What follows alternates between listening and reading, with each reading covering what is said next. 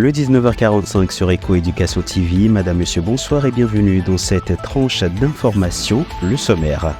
Plan international Togo vient en aide aux victimes du sinistre de Ngobo Blita. Visite de soutien, sensibilisation et appui aux élèves de l'école primaire publique de la localité qui ont vu un des ponts du mur de leur bâtiment s'effondrer. Le Salon international de l'agriculture et de l'agroalimentaire de Lomé rouvre ses portes. Une nouvelle édition pour valoriser la consommation des biens et services. Et puis on connaît enfin le très attendu tirage de la Coupe d'Afrique des Nations Total Énergie Côte d'Ivoire 2023. Quelle équipe contre quel adversaire? Les détails dans quelques instants. Je le disais à l'instant dans les titres, les élèves de l'EPP Ngobo dans la préfecture de Blita pendant les cours du 27 septembre 2023 ont vu s'effondrer l'un des pans du mur d'un de leurs bâtiments, entraînant des dommages humains et matériels.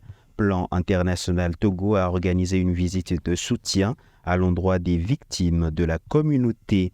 Ainsi, le 30 septembre 2023, la visite conjointe composée des délégations de la plateforme préfectorale de réduction des risques de catastrophe RRC de Blita, du comité local de paix du H-Kroun Togo, l'ANPC Togo et Plan international Togo a rencontré les familles des victimes sinistrées, des autorités locales, du corps enseignant de l'établissement scolaire et aussi des communautaires. À l'issue des sensibilisations pour encourager la poursuite de la scolarisation des enfants dans cette école, des appuis financiers ont été apportés aux familles des victimes par les acteurs présents. L'appui de Plan international Togo s'est articulé autour de l'octroi de kits scolaires à tous les élèves de l'EPP Ngobo suivant leurs besoins spécifiques et de 4 tableaux chevalets à l'établissement pour non seulement soutenir les élèves et leurs parents, mais aussi permettre à l'école de continuer à assurer les cours à ses apprenants pour l'éducation de qualité des enfants de Ngobo. Toujours au Togo, lors du Conseil des ministres du mercredi 11 octobre, le gouvernement togolais a annoncé de nouvelles réformes dans les domaines des hydrocarbures et carrières. Des réformes qui viendront harmoniser l'implantation des stations-service. Les détails avec Innocente Edougali et Francis Soglo. Mercredi 11 octobre 2023, le Conseil des ministres tenu sous la houlette de son Excellence Faure Esozina Yenzingbe a accouché des décisions relatives à l'assurance maladie universelle, la politique nationale des loisirs et des réformes dans les secteurs des hydrocarbures et des carrières. En tout, le Conseil a examiné 7 projets de décret et écouté 2 communications. Au titre des communications, celle relative aux réformes dans les secteurs des hydrocarbures et des carrières a été présentée par la ministre déléguée chargée des mines et de l'énergie, Mila Maounou Aziamblé. Selon l'exécutif, les réformes proposées visent à moderniser le secteur des hydrocarbures et des mines au Togo en s'appuyant sur une approche participative et inclusive impliquant les acteurs gouvernementaux, les municipalités et le secteur privé. Dans le secteur des hydrocarbures, la mise à jour du cadre réglementaire et législatif et l'élaboration d'un plan national d'implantation des stations-service permettra d'assurer une répartition harmonieuse de celles-ci sur l'étendue du territoire national. Quant au secteur des mines, les mesures à prendre vont remédier à l'impact négatif de l'exploitation des carrières sur l'environnement et le cadre de vie des communautés en mettant l'accent sur l'implication des autorités locales dans le processus d'attribution des permis d'exploitation, la prévention et la dissuasion des exploitations illégales de carrières. Et le développement agricole reste aussi une priorité du gouvernement togolais. Le CIALO vient à point nommé s'inscrire dans cette dynamique. Du 10 au 20 octobre 2023, c'est une nouvelle édition, la 10e, du Salon international de l'agriculture et de l'agroalimentaire de Lomé qui s'ouvre aux exposants et aux consommateurs. Placé sur le thème mécanisation et irrigation pour une agriculture moderne et durable. Plus d'informations dans ce reportage de nos confrères de la TVT. C'est déjà la 10e édition du Salon international de l'agriculture et de l'agroalimentaire de Lomé, Cialo. Du 10 au 20 octobre 2023, l'opportunité s'offre aux producteurs et transformateurs des produits agricoles pour la promotion des biens et services. Chez nous ici, vous pouvez trouver l'huile de coco. Nous avons deux types. Il y a d'abord l'huile de coco Zogbe Zogbe qui est spécialement conçue pour la cuisson et l'huile de coco vierge qui est spécialement conçue pour les produits cosmétiques et tous ceux qui sont diabétiques et tensionnaires autres là. Nous avons aussi les sons de l'huile de coco, communément appelés chez nous en Évé à Hayue, qui sont utilisés pour manger de l'haricot, veillis, tout ce qui marche avec. Le développement agricole reste une priorité du gouvernement ces dernières années. Le Cialo s'est inscrit dans cette dynamique. Il met un accent particulier sur la mécanisation et l'irrigation comme levier pour une agriculture moderne et durable. Les technologies agricoles ont également leur stand au Cialo 2023. Nous avons la moissonneuse de riz. C'est pour récolter le riz. Les petits agriculteurs qui sont au Togo, c'est difficilement ils récoltent le riz. C'est avec la main, avec les faucheuses, ce qui rend le travail très difficile et pénible. Donc nous avons amené cette machine pour leur faciliter en quelque sorte le travail.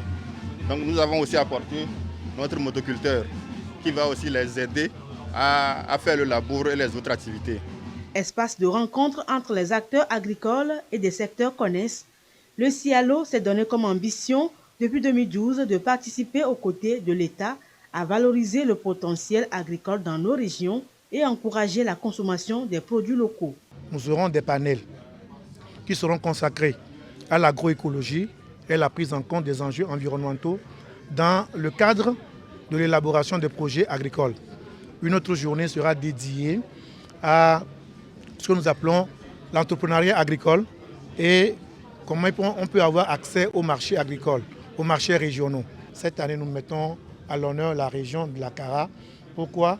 Il est question de faire la promotion des projets agricoles mis en place par le gouvernement togolais, les partenaires techniques et financiers du gouvernement togolais et aussi par les collectivités locales. Nous voulons que nous puissions faire un zoom sur les acteurs de la chaîne agro-silvopastorale de cette région et voir dans quelle mesure nous pouvons encourager le financement, l'investissement dans ce secteur. Parrainé par le ministère de l'Agriculture, de l'Élevage et du Développement rural, le Cialo 2023 accueille les exposants de plus de 15 pays et attend plus de 5000 visiteurs.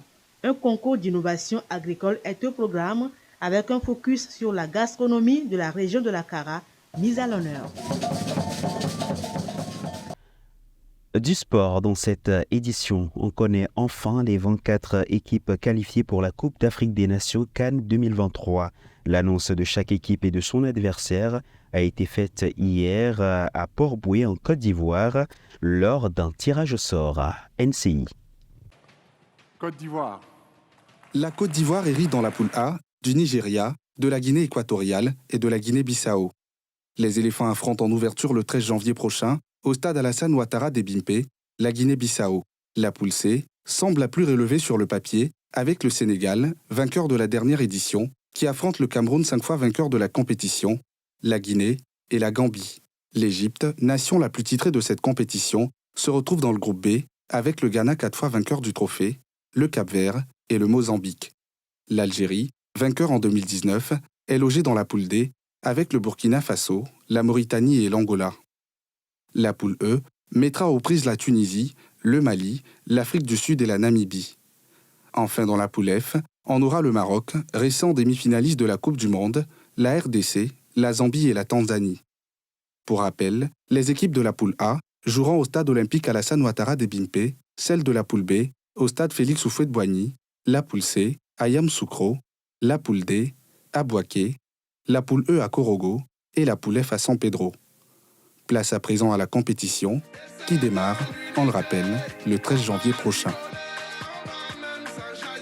Restons toujours en Côte d'Ivoire. Un atelier visant à poser les bases de la mise en place d'un marché virtuel des besoins et des offres s'est tenu du 10 au 11 octobre.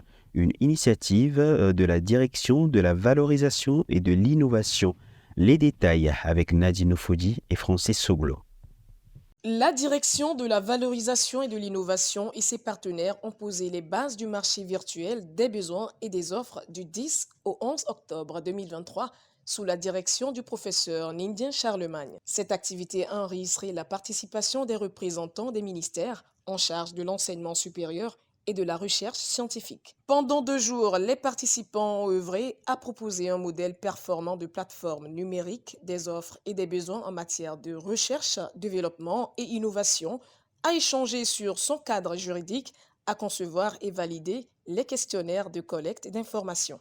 Après les allocutions d'usage d'ouverture, le professeur Nindyen Charlemagne a présenté le marché virtuel des offres et besoins en RDI, la problématique de sa structuration et a insisté sur l'urgence que les différents acteurs ont à se structurer dans un élan synergique et collaboratif. Toujours dans l'optique de renforcer le secteur public comme privé, un modèle de ce marché numérique est présenté ainsi qu'un panel qui a permis à des spécialistes de différents domaines d'y porter des critiques constructives et de procéder à la co-conception de la structure d'ensemble d'une plateforme numérique vendeur-acheteur en matière de recherche, développement et innovation.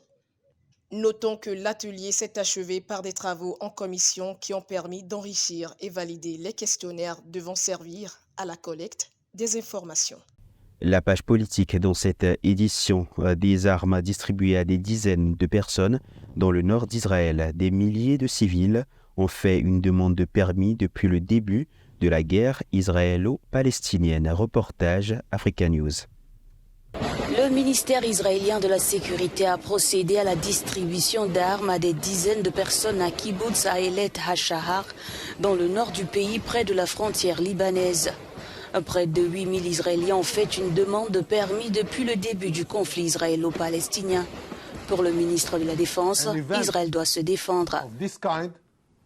Un tel événement n'est pas arrivé au peuple juif depuis 1945. Plus d'une centaine de personnes ont été enlevées, plus de 1000 ont été assassinées, plus de 3000 ont été blessés et plus de 5000 roquettes ont été tirées. Et ce n'est pas tout. 545 permis d'armes de poing ont été traités et 970 nouveaux permis ont été délivrés. Face à la forte demande, 60 employés supplémentaires ont été affectés au ministère de la Défense. Ce sera une longue guerre difficile, mais nous l'emporterons et malgré les événements difficiles, nous sommes prêts à défendre nos citoyens contre toute menace. Le ministre israélien de la Sécurité nationale Itamar Ben-Gvir a annoncé l'achat massif de 10 000 fusils destinés aux équipes de sécurité civile. Ce matériel a déjà commencé à être distribué dans les villes proches des frontières, les villes mixtes judéo-arabes et près de la Cisjordanie. En France, la région parisienne et d'autres contrées du pays sont marquées par une triple épidémie, que ce soit dans les hôpitaux, écoles ou crèches. C'est le retour du port du masque. Plus d'informations dans cet élément. Une triple épidémie fait ravage en France depuis un moment. Constatée dans la région parisienne, en Guadeloupe et en Martinique, Santé publique France publie désormais un seul bulletin hebdomadaire rassemblant les multiples données sur ces 3 maladies, telles que le Covid, la grippe et la bronchiolite, le dernier en date publié ce 11 octobre 2023. Santé publique France fait état d'une légère augmentation des hospitalisations pour suspicion de Covid-19 chez les personnes les plus âgées, tout en observant un reflux du virus après une vague ces dernières semaines. Dans ce contexte de reprise de la circulation virale, certains établissements de santé rendent de nouveau le port de masque obligatoire. Le comité pluridisciplinaire du centre hospitalier Manceau a pris la décision de rendre le port de masque et l'hygiène des mains de nouveau obligatoire à compter du 9 octobre 2023. Suivant ces recommandations, le masque fait aussi son retour dans les établissements scolaires ou encore des crèches où des cas de Covid-19 ont été signalés au sein du personnel ou chez les enfants. Pour Aurélien Rousseau sur France Inter, on verra en fonction de la situation épidémique s'agissant de l'éventualité de rendre obligatoire le port de masque sur toute l'étendue du territoire français. Et toujours en France, des suppressions de postes sont prévues par Nestlé Waters. Les salariés basés à Contrexeville sont en grève depuis fin août. Nadine Nofodi et Espoir Awesso dans cet élément. Un quart des 721 emplois de Nestlé Waters, soit 171 postes, vont être supprimés d'ici à la fin de l'année. Une très mauvaise nouvelle pour le territoire, selon le maire de Vittel. Le projet annoncé mardi aux salariés est à la fois industriel, organisationnel et social.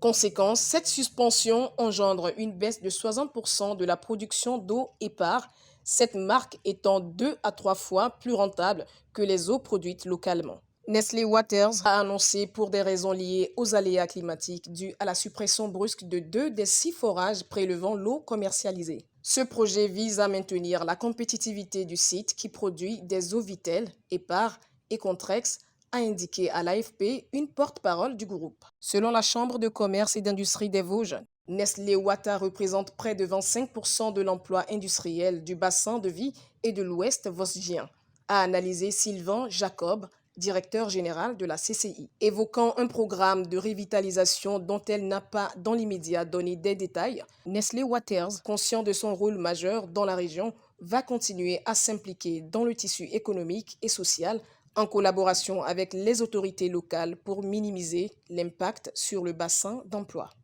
Point final à cette édition. Merci à vous tous qui l'avez suivi et à toute l'équipe rédactionnelle. Toutes nos informations, on continue sur nos plateformes. Excellent week-end à tous.